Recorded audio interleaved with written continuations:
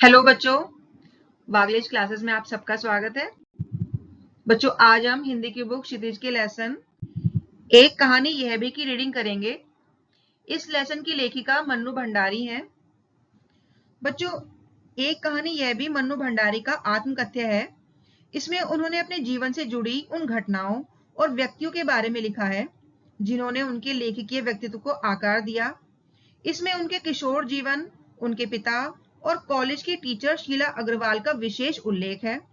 स्वतंत्रता संग्राम के समय छोटे शहर की एक युवा लड़की के रूप में उनका उत्साह, संगठन और विरोध करने की क्षमता भी इस कहानी में दिखती है। यह आत्मकथ्य साधारण से असाधारण बनने की यात्रा को खूबसूरती से प्रस्तुत करती है। तो चलिए अब कहानी पर चलते हैं। मेरा जन्म मध्य प्रदेश के भानपुरा गांव में हुआ था, लेकिन मेरी यादें अजमेर शहर से शुरू होती हैं। अजमेर के ब्रह्मपुरी मोहल्ले में हम एक दो मंजिला घर में रहते थे। ऊपर वाली मंजिल में पिताजी रहते थे। वहां किताबें, पत्रिकाएं और अखबार ऐसे फैले रहते थे जैसे किसी ने ध्यान ही ना दिया हो। पिताजी या तो किताबें पढ़ते रहते थे या फिर किसी को लिखवाते रहते थे। नीचे हम भाई बहन रहते थे। हमारी माँ अनपढ़ थी और घर के काम और हमारी देखभाल में ही उनका समय गुजरता था। वे दिन भर हमारी इच्छाओं और पिताजी की बातों का ध्यान रखती रहती थी। अजमेर से पहले पिताजी इंदौर में रहते थे। वहां वे बहुत मान सम्मान वाले व्यक्ति थे। वे कांग्रेस और समाज सुधार के कामों में जुड़े थे। वे सिर्फ शिक्षा का उपदेश नहीं देते थे, बल्कि कई छात्रों को अपने घर में रखकर पढ़ाते भी थे। इसी वजह से वे सबके प्रिय थे। लेकिन बाद में उन्हें दूसरों पर शक होने लगा, और ये शक इतना बढ़ गया कि कभी-कभी हम भी उनकी नाराजगी का शिकार हो जाते थे। लेकिन मैं ये सब इसलिए नहीं बता रही हूँ कि मैं पिताजी की तारीफ करना चाहती हूँ। मैं तो ये समझना चाहती हूँ कि उनके व्यक्तित्व की कौन सी बातें मेरे स्वभाव में शामिल हो गई हैं। उनके कुछ व्यवहारों ने मेरे भीतर कौन सी गलत सोच और भावनाएं पैदा कर दी हैं। मैं काली हूँ और बचपन में बहुत दुबली पतली भी थी। पिताजी को गोरा रंग पसंद था, इसलिए वे हमेशा मुझसे मेरी बड़ी बहन सुशीला की तुलना करते थे। सुशीला 2 साल बड़ी थी, गोरी थी, स्वस्थ और हंसमुख भी थी। पिताजी की बार बार तुलना और उसकी प्रशंसा ने मेरे मन में हीन भावना भर दी। भले ही मुझे नाम और सम्मान मिला, लेकिन मैं आज भी उनसे अलग नहीं हो पाई। जब कोई मेरे लेखन की तारीफ करता है तो मुझे संकोच होता है। मुझे लगता है जैसे मेरी उपलब्धियां किसी संयोग से ही मिली हैं। मैं खुद पर विश्वास नहीं कर पाती। पिताजी का शक भरा स्वभाव मुझे पहले परेशान करता था, लेकिन अब समझती हूँ कि शायद उन्होंने अपने करीबियों से विश्वासघात झेला होगा, तभी वे ऐसा करते थे। होश संभालने के बाद से ही पिताजी से मेरी किसी न किसी बात पर बहस होती रहती थी। लेकिन आज मुझे महसूस होता है कि उनकी बहुत सी आदतें मुझ में भी हैं। कहीं वे कुंठा बनकर हैं, कहीं प्रतिक्रिया बनकर और कहीं छाया बनकर। जो लोग सिर्फ बाहरी रूप देखकर अपनी परंपरा और परिवार को छोड़ देते हैं, उन्हें शायद यह एहसास नहीं होता कि हमारा अतीत हमारे भीतर कितना गहरा बैठा रहता है। समय चाहे हमें दूसरी दिशा में ले जाए और हालात हमें बदल दें, फिर भी हम पूरी तरह उससे मुक्त नहीं हो सकते। हमारी माँ बिल्कुल पिताजी से विपरीत थी। वे पढ़ी लिखी नहीं थी, लेकिन शायद उनमें धरती से भी ज्यादा धैर्य और सहन शक्ति थी। पिताजी की हर ज्यादती को वे अपना हक समझकर चुपचाप सह लेती थी, और हमारी हर सही गलत जरूरत या जिद को अपना कर्तव्य मानकर बड़े सहज मन से पूरा कर देती थी। उन्होंने अपने लिए कभी कुछ भी नहीं मांगा, बल्कि जीवन भर बस दूसरों को देती रहीं। हम भाई बहनों का सारा लगाव उनकी तरफ था। शायद उनकी मजबूरी और दया से पैदा हुई सहानुभूति के कारण हम उनसे जुड़े रहते थे। लेकिन उनकी इस मजबूरी और त्याग को मैं आदर्श नहीं मान सकी। ना उनका त्याग मुझे प्रेरणा देता था और ना ही उनकी सहनशीलता। फिर भी जो भी हो, अब मैं यह पारिवारिक कहानी यहीं खत्म कर अपने बारे में बताती हूँ। हम 5 भाई बहन थे और मैं सबसे छोटी थी। सबसे बड़ी बहन की शादी के समय मैं शायद 7 साल की थी। उसकी बस धुंधली सी याद है। लेकिन अपनी 2 साल बड़ी बहन सुशीला के साथ मैंने घर के बड़े आंगन में अपने बचपन के सारे खेल खेले।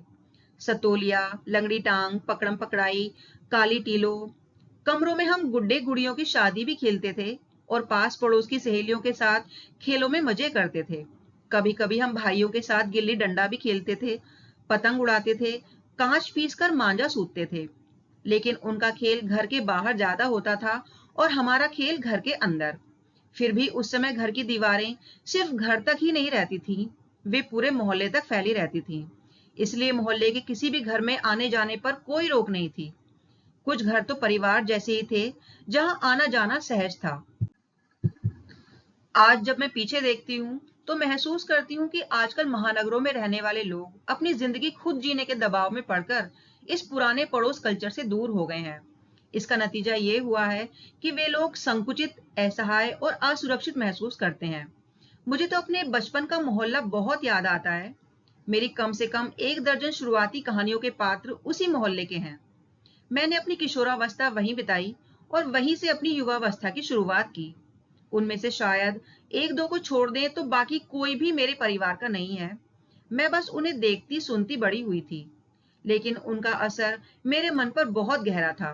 कहानियां लिखते समय मुझे एहसास हुआ कि उनकी भाषा, उनके हाव भाव इतने वर्षों बाद भी मेरे मन में ताजे बने हुए थे। बिना किसी खास कोशिश के वे सहज रूप से मेरी कहानियों में उतरते चले गए। इसी वजह से जब मैं बाद में महाभोज लिख रही थी और वहां के दास साहब जैसे पात्र को सामने लाना पड़ा, तो इतने सालों बाद भी वे मेरे मन में वैसे ही जीवित हो उठे। यह बात मुझे खुद ही आश्चर्यचकित कर गई, लेकिन यह आश्चर्य सुखद था, एक अच्छा और प्यारा आश्चर्य। उस समय हमारे परिवार में लड़की की शादी के लिए 2 बातें जरूरी मानी जाती थीं। उसकी उम्र कम से कम 16 साल हो और उसने मैट्रिक पास की हो। सन 1944 में मेरी बड़ी बहन सुशीला ने यह योग्यता पूरी की और उसकी शादी कर दी गई। वह अपने पति के साथ कोलकाता चली गई। दोनों बड़े भाई भी आगे की पढ़ाई के लिए घर छोड़कर बाहर चले गए। इन सब के जाने के बाद पहली बार मुझे अपने अस्तित्व का एहसास हुआ। अब पिताजी का ध्यान भी पहली बार मुझ पर आने लगा। उस समय लड़कियों को स्कूल की पढ़ाई के साथ साथ अच्छे से गृहिणी बनने, खाना बनाने और घर संभालने की बातें सिखाई जाती थीं। लेकिन पिताजी चाहते थे कि मैं रसोई से दूर रहूं। वे रसोई को भटियार खाना कहते थे और उनका मानना था कि वहां रहना अपनी ताकत और प्रतिभा को व्यर्थ करना है। हमारे घर में रोजाना अलग अलग राजनीतिक पार्टियों के लोग आते थे। वे बैठकर देश से जुड़ी बातें करते और जोर जोर से बहस करते थे। बहस करना पिताजी का बहुत पसंदीदा काम था। जब मैं चाय पानी या नाश्ता लेकर जाती तो वे मुझे भी बैठने को कहते। वे चाहते थे कि मैं भी सुनूं और समझूं कि देश में क्या क्या हो रहा है। सच में उस समय देश में बहुत कुछ चल रहा था। सन 1942 के आंदोलन के बाद तो जैसे पूरे देश में उथल पुथल मच गई थी। लेकिन विभिन्न राजनीतिक पार्टियों की नीतियां, उनके आपसी विरोध और मतभेदों को मैं समझ नहीं पाती थी। मुझे तो बस क्रांतिकारियों और देशभक्तों की कहानियां बहुत आकर्षित करती थीं। उनकी बहादुरी और कुर्बानियों की बातें सुनकर मेरा मन रोमांच से भर जाता था और मैं उनकी वीरता की कल्पना कर भावुक हो उठती थी। 10वीं कक्षा तक तो ऐसा था कि मुझे साहित्य की ज्यादा समझ नहीं थी। घर में होने वाली बहस को मैं सुनती थी, लेकिन बिना सोचे समझे।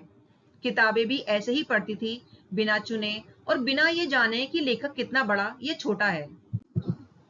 लेकिन सन 1945 में जब मैंने 10वीं पास कर फर्स्ट ईयर में प्रवेश लिया, तब मेरी हिंदी की अध्यापिका शीला अग्रवाल से मुलाकात हुई। मैं सावित्री गर्ल्स हाई स्कूल में पढ़ती थी, जहां मैंने सबसे पहले ककहरा सीखा था। उस स्कूल को 1 साल पहले ही कॉलेज में बदल दिया गया था और उसी साल वे वहां अध्यापिका बनकर आई थी। उन्होंने मुझे सचमुच साहित्य की दुनिया से परिचित कराया। पहले मैं बस पढ़ती थी, अब उन्होंने मुझे खुद चुन चुनकर अच्छी किताबें दी। फिर उन किताबों पर हम बहस करते थे और बातें करते थे। 2 साल के अंदर ही मेरी किताबों की दुनिया शरत और प्रेमचंद से आगे बढ़कर जैनेन्द्र, अगेय, यशपाल, भगवती चरण वर्मा जैसे लेखकों तक पहुंच गई और फिर यह दुनिया और भी फैलती गई। उस समय जैनेन्द्र जी की शैली मुझे बहुत अच्छी लगती थी। वे छोटे छोटे सरल और सहज वाक्य लिखते थे। उनका उपन्यास सुनीता मुझे बहुत पसंद आया। अज्ञे जी का उपन्यास शेखर एक जीवनी भी मैंने पढ़ा, लेकिन उस समय मेरी समझ सीमित थी, इसलिए पूरी तरह समझ नहीं सकी। कुछ साल बाद मैंने उनका दूसरा उपन्यास नदी के द्वीप पढ़ा। वह इतनी अच्छी लगी कि उसी जोश में शेखर को फिर से पढ़ा और इस बार कुछ समझ के साथ पढ़ पाई। मुझे लगता है वह समय ऐसे विचारों का समय था जब लोग पाप पुण्य, सही गलत जैसी बनी बनाई सोच पर सवाल उठा रहे थे। पुराने विश्वासों को तोड़ रहे थे। इसी समय मैंने जैनेन्द्र का त्याग पत्र और भगवती बाबू का चित्रलेखा भी पढ़ा। मैं शीला अग्रवाल मैडम के साथ लंबी लंबी बातें करती थी और जितना उस समय समझ सकती थी उतना समझने की कोशिश करती थी। शीला अग्रवाल ने सिर्फ मेरी किताबों की दुनिया ही नहीं बढ़ाई, बल्कि देश के हालात को समझने का तरीका भी दिया। घर में बैठकर पिताजी जिस तरह देश की बातें समझते थे, उन्होंने मुझे वहां से बाहर निकलकर उन हालात में शामिल होना सिखाया। सन 1946-47 के दिन थे। उस समय देश में हर जगह हलचल थी। प्रभात फेरियां, हड़तालें, जुलूस, भाषण, ये सब हर जगह हर शहर में हो रहे थे। हर जगह जोश और उत्साह था। हर युवा इन घटनाओं में शामिल होना चाहता था। मैं भी युवा थी और शीला अग्रवाल की जोशीली बातें सुनकर मुझे ऐसा लगने लगा था कि मेरे भीतर का खून जैसे लावे में बदल गया हो। शहर में बवंडर मचा था और घर में भी। पिताजी की आजादी सिर्फ इतनी थी कि घर में आए लोगों से बैठकर बातें करें, लेकिन मैं नारे लगाती, हड़ताल कराती, लड़कों के साथ सड़कों पर निकल पड़ती। इतनी आधुनिक होने के बावजूद पिताजी के लिए यह सब सहना मुश्किल हो रहा था और मुझे भी किसी की दी हुई आजादी के दायरे में रहना स्वीकार नहीं था। जब खून में लावा दौड़ रहा हो तो सारी रोक टोक, डर और नियम टूट जाते हैं। यह मैंने तभी जाना। अपने गुस्से से सबको हिला देने वाले पिताजी से टक्कर लेने का सिलसिला तब शुरू हुआ और राजेंद्र से शादी होने तक चलता रहा। पिताजी को यश और सम्मान पाने की बहुत लालसा थी। उनका मानना था कि इंसान को कुछ बड़ा करके दिखाना चाहिए ताकि समाज में उसका नाम और प्रतिष्ठा हो। यही उनकी सबसे बड़ी कमजोरी थी। इसी वजह से मैं कई बार उनकी नाराजगी से बच गई। एक बार कॉलेज से प्रिंसिपल का पत्र आया कि पिताजी आकर बताएं कि मेरी गतिविधियों के कारण मेरे खिलाफ अनुशासनात्मक कार्रवाई क्यों ना की जाए। पत्र पढ़ते ही पिताजी गुस्से में आग बबूला हो गए। उन्होंने कहा, यह लड़की मुझे कहीं मुंह दिखाने लायक नहीं छोड़ेगी। पता नहीं वहां जाकर क्या क्या सुनना पड़ेगा। 4 बच्चों को पहले पढ़ाया, किसी ने ऐसा दिन नहीं दिखाया। गुस्से में ही वे कॉलेज गए। मुझे अंदाजा था कि लौटकर घर में बहुत डांट पड़ेगी, इसलिए मैं पड़ोस में एक सहेली के यहाँ चली गई। माँ से कह दिया कि जब उनका गुस्सा शांत हो जाए तब बुला लेना। लेकिन माँ आई और बोली कि वे तो खुश हैं, चल। तो विश्वास नहीं हुआ। डरते डरते घर पहुंची तो पिताजी ने कहा कि सारे कॉलेज की लड़कियों पर इतना रौब है तेरा, सारा कॉलेज तुम 3 लड़कियों के इशारे पर चल रहा है। प्रिंसिपल बहुत परेशान थी और बार बार आग्रह कर रही थी कि मैं तुझे घर बिठा लूं, क्योंकि वे लोग किसी तरह डांट डपट कर लड़कियों को क्लासों में भेजते हैं और तुम लोगों के एक ही इशारे पर सारी लड़कियां निकलकर मैदानों में जमा होकर नारे लगाने लगती हैं। तुम लोगों के मारे कॉलेज चलाना मुश्किल हो गया है। जहां जाने से पहले पिताजी मुंह दिखाने से डर रहे थे, वही लौटकर बड़े गर्व से कहने लगे, यह तो पूरे देश की आवाज है, इसे कोई कैसे रोक सकता है। वे बड़े खुश होकर यह सब सुनाते रहे और मैं हैरान रह गई। मुझे ना अपनी आंखों पर विश्वास हो रहा था, ना अपने कानों पर, लेकिन यही सच था। एक और घटना बताती हूँ। उस समय आजाद हिंद फौज के नेताओं पर मुकदमे चल रहे थे। पूरे देश में स्कूल, कॉलेज और दुकानों में हड़ताल का आह्वान किया गया था। जो लोग हड़ताल में नहीं शामिल थे, उन्हें समझाकर हड़ताल में शामिल किया जा रहा था। शाम के समय अजमेर का पूरा छात्र समुदाय चौपड़ यानी मुख्य बाजार का चौराहा पर इकट्ठा हुआ। वहां भाषण हुए और देश की आजादी के लिए नारे लगे। इसी बीच पिताजी के एक पुराने और रूढ़िवादी दोस्त घर आए। उन्होंने पिताजी को बहुत डांटा। बोले, अरे मनु तो पूरी तरह बिगड़ गई है। लेकिन भंडारी जी, आपको क्या हो गया है? ठीक है, आपने अपनी लड़कियों को आजादी दी, पर देखिए कैसे लड़कों के साथ मिलकर हड़तालें कर रही है, हुड़दंग मचा रही है। क्या हमारे घरों की लड़कियों को यह सब शोभा देता है? क्या आपको अपनी इज्जत का ख्याल नहीं? ये कहकर वे गुस्से में चले गए। पिताजी पूरे दिन गुस्से में जलते रहे। बोले, बस अब यही रह गया है कि लोग घर आकर थू थू करके चले जाएं। अब मन्नू का बाहर निकलना बंद कर देना चाहिए। लेकिन जब मैं उस दिन देर शाम घर लौटी तो घर में पिताजी के एक बेहद प्रिय और सम्मानित मित्र डॉक्टर अंबालाल बैठे थे। वे अजमेर में बहुत मान सम्मान वाले व्यक्ति थे। मुझे देखते ही वे बड़े प्यार से बोले, आओ आओ मन्नू, मैं तो चौपड़ पर तुम्हारा भाषण सुनते ही सीधे यहाँ बधाई देने आया। मैं तुम पर सच में गर्व करता हूँ। भंडारी जी, आप घर में ही रहते हैं क्या? कभी बाहर भी निकलिए, आप तो बहुत कुछ मिस कर रहे हैं। वे लगातार मेरी तारीफ करते रहे उनकी बातें सुनते सुनते पिताजी का चेहरा पहले संतोष से भर गया, फिर गर्व से चमकने लगा। जब मैं भीतर गई तो माँ ने बताया कि दोपहर में पिताजी बहुत गुस्से में थे। ये सुनकर मुझे राहत मिली कि बात शांत हो गई थी। आज पीछे मुड़कर देखती हूँ तो समझती हूँ कि उस समय मेरी उम्र क्या थी और मेरा भाषण कैसा रहा होगा। ये तो डॉक्टर साहब का स्नेह था जो उनकी बातों में तारीफ बनकर झलक रहा था। या शायद ये भी हो सकता है कि उस समय अजमेर जैसे छोटे शहर में इतनी बड़ी भीड़ के सामने एक लड़की का बिना झिझक, बिना डर के इतना जोश में बोलना ही उनकी तारीफ का कारण रहा हो। लेकिन पिताजी, वे इतने अंतर विरोधों में जीते थे। एक तरफ वे चाहते थे कि मैं विशेष बनूं, नाम कमाऊं, दूसरी तरफ समाज में अपनी छवि को लेकर बहुत सजग रहते थे। लेकिन क्या यह संभव है कि दोनों बातें साथ चलें? क्या उन्हें यह एहसास नहीं था कि इन दोनों के रास्ते तो टकराएंगे ही? सन 1947 के मई के महीने में कॉलेज वालों ने शीला अग्रवाल को नोटिस दिया कि वे लड़कियों को भड़का रही है और कॉलेज का अनुशासन बिगाड़ रही है। इसे लेकर ज्यादा बवाल न हो, इसलिए जुलाई में कॉलेज ने तीसरे वर्ष की कक्षाएं बंद कर दी और 2-3 छात्राओं का प्रवेश भी रोक दिया। लेकिन बाहर इतना विरोध हुआ कि अगस्त में कॉलेज को फिर से तीसरे वर्ष की कक्षाएं शुरू करनी पड़ी। यह एक बड़ी जीत थी। फिर भी यह जीत 15 अगस्त 1947 को हुई देश की आजादी, जो शताब्दी की सबसे बड़ी उपलब्धि थी, के सामने छोटी लग रही थी। तो बच्चों, इसी के साथ ये लेसन यहीं पर समाप्त हो जाता है। मैं आशा करती हूँ आपको ये लेसन समझ में आया होगा। अगर आपको ये वीडियो अच्छी लगी है तो वीडियो को लाइक और शेयर करें और चैनल को सब्सक्राइब जरूर करें, जिससे आने वाली वीडियोस आप तक पहुंच सकें। Thank you.